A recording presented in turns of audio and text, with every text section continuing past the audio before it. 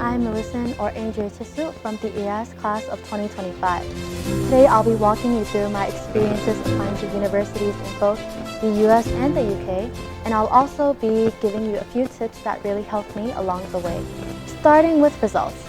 So in the US, I was fortunate to get accepted into universities such as Boston University, UNC Chapel Hill, and Colgate University. I also received scholarship offers from Arizona State University, Michigan State University, and UMass Amherst. Over in the UK, I received offers from the University of Bath, the University of Bristol, the University of Exeter, Royal Holloway University, and UWE Bristol.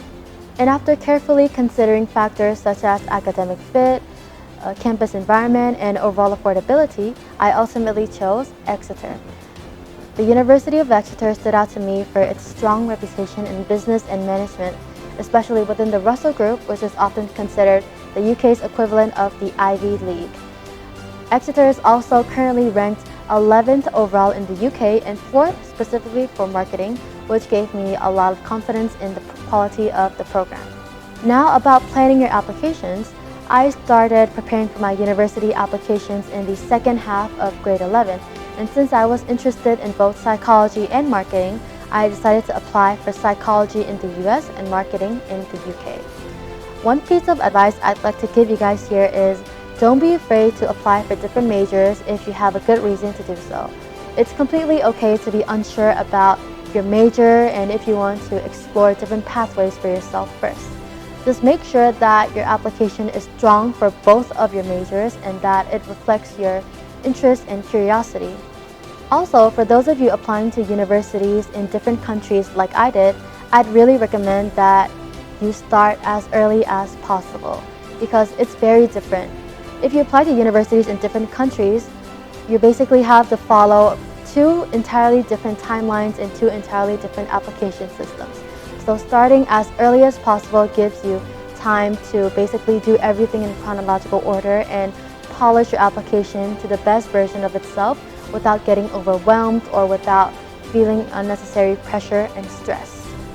I'm going to walk you through what I did for both my US and UK applications, but for the sake of organization, I'm going to talk about my US applications first.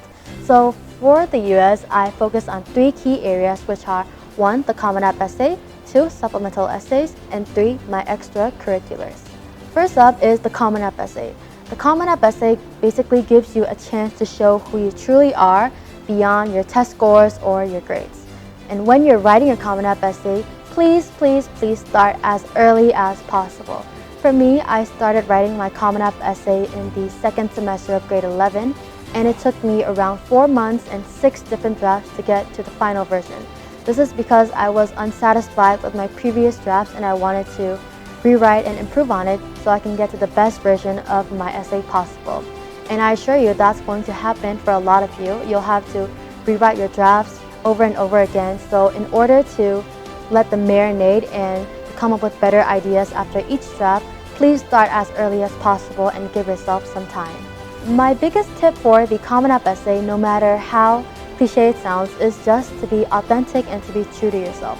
The university admissions officers want to see who you are and not the facade that you build to impress them. You don't have to add a dramatic sob story or any overly complex metaphors and vocabulary in your essay to impress the officers. You just need to stay true to yourself and tell a story that has substance and that reflects your true experiences and your thoughts. Okay, and since we're done with the Common App essay, the second key area I want to talk about are the supplemental essays. The supplemental essays are much shorter, but they are just as important. These supplemental essays are basically why this university, why this major, questions like that are specific to each university that you're applying to. And in order to come up with good responses for each question, I really recommend that you do a lot of research on each university beforehand. Please research their campus culture, their programs, their core values, and use that research to make your response as personalized to the university as possible. This will show the university that you're a good fit for them and that you did a lot of research. Finally, I'm going to talk about extracurriculars, which is the third key area on the list.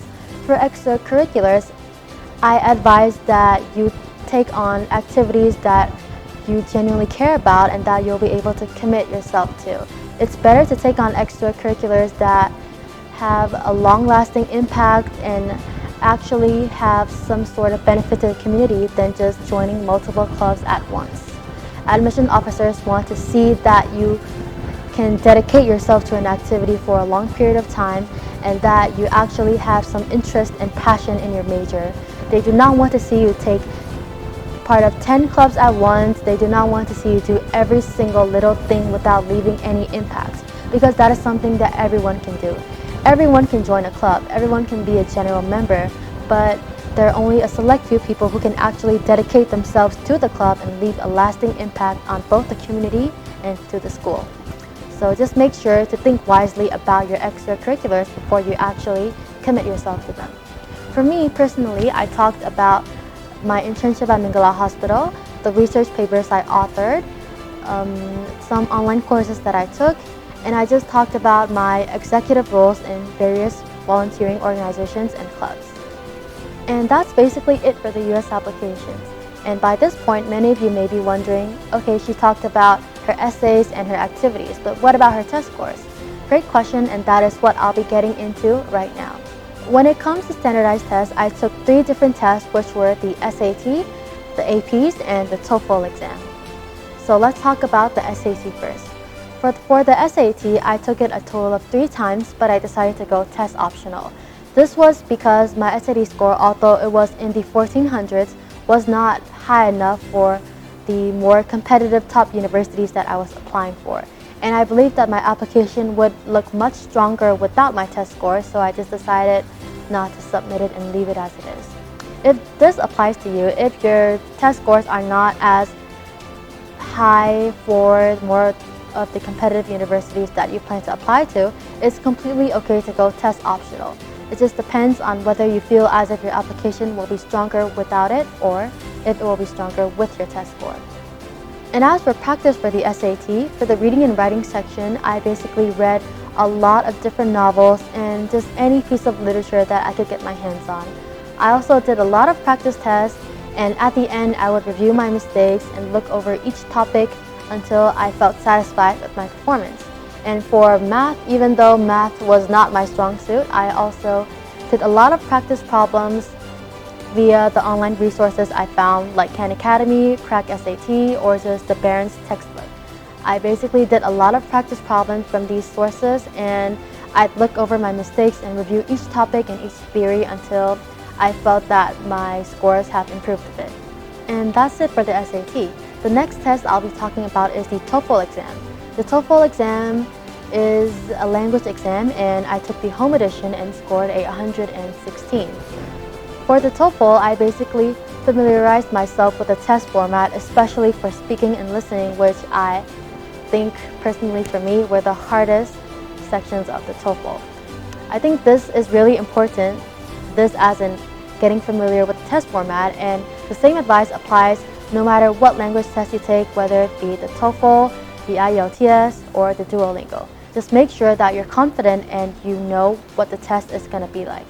The next standardized test I want to talk about are my AP exams, and I took 7 AP courses throughout my high school years, with 2 in grade 11 and 5 in grade 12. I took AP Biology, AP World History, AP Chemistry, AP Statistics, AP Pre-Calculus, AP Computer Science Principles, and AP Language and Composition. These are the 7 APs I took. And as for my advice, I'd really like to recommend that you only take the number of APs that you can actually manage, because the entire point of APs is to show the universities that you're able to handle heavy workload and able to basically familiarize yourself with college level courses, advanced courses. And if you take, let's say, 10 APs and at the end of the year you only get 2 and 3s, that will not leave a good impression of you on the admissions officers. They'll think that you're unable to handle the heavy workload and that you're not equipped for college level courses. So my advice is just to take the number of APs that you actually believe that you can study for. So let's say you can only study for 3 APs, so just take 3 APs. And within these 3 APs, only take the APs that you genuinely believe that you'll do well on. So if you think if you're better at science than at math, then just take all science APs if you believe that you'll be able to do well on them. That will reflect well on your university applications because 1, you're able to handle the workload, 2, you only took a manageable number of APs, and 3, you got all good scores. That will look really well on the university applications. So in summary, I know it was a bit long, in summary, just take the amount of APs that you can handle and that you can actually do well for. Okay, and that's it for my US applications and my tests. Now I'll be talking about my UK applications, which is the last part of this speech. Compared to the US, the UK university application process is a lot more simple and a lot more straightforward. In US applications, you have to write different essays catering to different universities, but for the UK, you only have to write one single personal statement that relates to your major. And after you're done writing this personal statement or essay, you just submit it through the UCAS website. Since I applied for marketing, I wrote in my personal statement about how growing up around my family's business made me interested in how products are promoted and sold. I also talk about how my AP Statistics courses in high school really helped me learn more about marketing. I talked about my internships. I talked about my long-term goal of managing my own business. And notice that all of the things I talked about in my personal statement relate to why I want to study marketing and not about my personal background or not about any of my fancy extracurriculars. That is the most important part of the UK university application, the personal statement.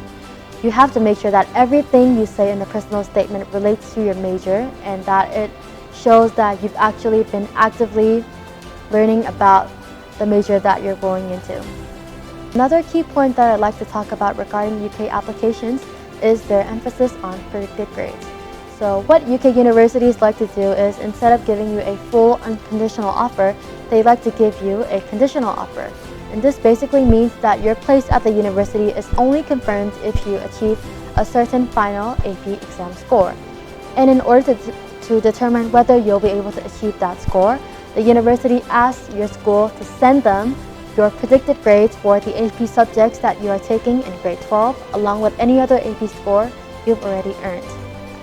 And this is especially important because most UK universities will have subject-specific entry requirements, which means, let's say, if you're an engineering major, they'll ask you for your AP scores in AP Calculus or AP Physics. And if you're a medicine major, they'll ask your school for your predicted grades in AP, let's say, AP Biology or AP Chemistry. So just make sure when you take your APs, you take the APs that have to do with the major that you're planning to apply for university. That is very important, and that will guarantee you a better chance of getting into that university. And looking back, one of the most important lessons I learned throughout the entire application process is the importance of starting early. I cannot stress this enough. Please start as early as possible. The university application process involves so many different components like writing essays, asking for recommendation letters, taking multiple tests, and just a lot of little tiny deadlines that you may miss if you start late. So just please start as early as possible to give yourself time to do everything without feeling overwhelmed or without feeling stressed. Only then will you be able to achieve the best possible version of your application, and which will guarantee you a greater chance of getting into your dream university. Okay, and thanks for listening, and I wish you all the best with your own university journeys. Please do not feel discouraged if you get rejected or if you get waitlisted from your dream university, because I believe that there's always another path and another chance for you. And good luck, and I wish you all a good day.